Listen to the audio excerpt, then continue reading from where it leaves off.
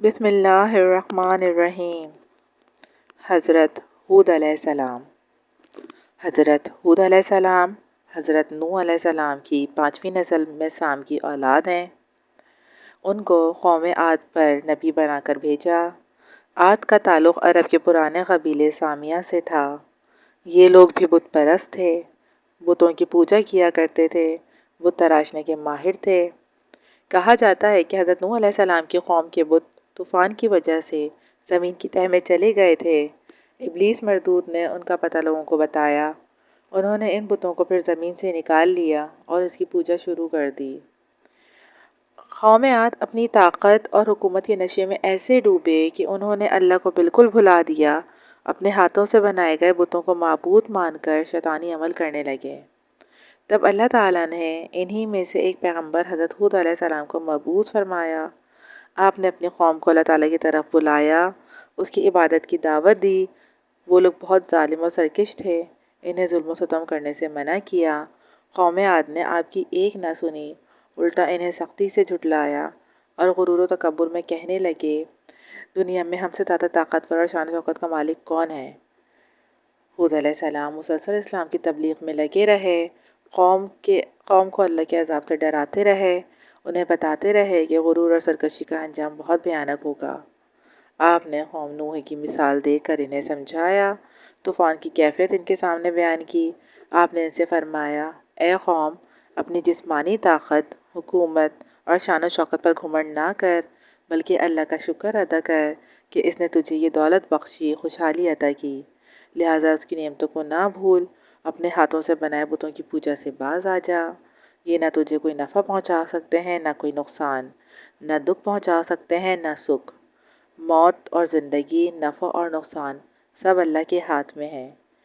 اے قوم کے لوگوں، مانا کہ تم ایک مدت سے نافرمانی کی زندگی گزار رہے ہو، مگر آج بھی اگر توبہ کر لو اور باز آ جاؤ تو اس کی رحمت بہت وسیع ہے۔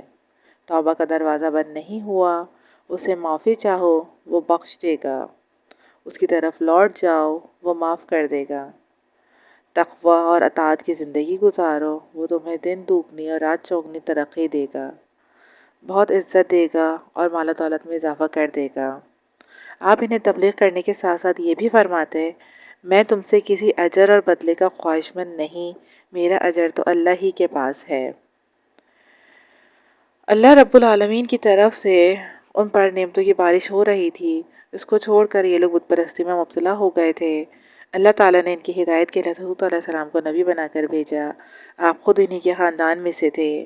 آپ نے بار بار انہیں ان الفاظ میں تبلیغ کی، اے میری قوم، بت پرستی چھوڑ دو، ایک اللہ کی عبادت کرو، عدل و انصاف سے کام لو، ظلم و ستم سے باز آ جاؤ۔ قوم عاد اپنی طاقت کے نشے میں مست تھی، اس نے بات نہ مانی۔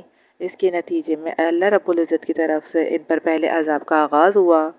پہلا عذاب یہ تھا کہ 3 سال تک ان پر بارش نہ ہوئی، ان کی زمینیں خشک ہو کر ریگستان بن گئیں اور باغات جل گئے۔ اس پر بھی ان لوگوں کی سرکشی میں کمی نہ آئی، شرک سے باز نہ آئے، بت پرستی نہ چھوڑی۔ اب ان پر 8 دن اور 7 راتوں تک شدید قسم کی آندھی کا طوفان آیا۔ اس آندھی نے ان کے رہے سہے باغات اور محلات کو بھی زمین پر بچھا دیا۔ آندھی اس قدر شدید تھی کہ اس کے جانور اور وہ خود ہوا میں اڑنے لگے، پہلے اڑتے پھر سر کے بل زمین پر آ گرتے اور ان کے سر پاش پاش ہو جاتے۔ اس طرح پوری کی پوری قوم عاد تباہ و برباد ہو گئی۔ اللہ تعالیٰ کا ارشاد ہوا، ہم نے جھٹلانے والوں کی نسل کاٹ دی۔ مطلب یہ کہ چونکہ قوم عاد پوری کی پوری تباہ کر دی گئی تھی، اس لیے آئندہ ان کی نسل کا سلسلہ ختم ہو گیا۔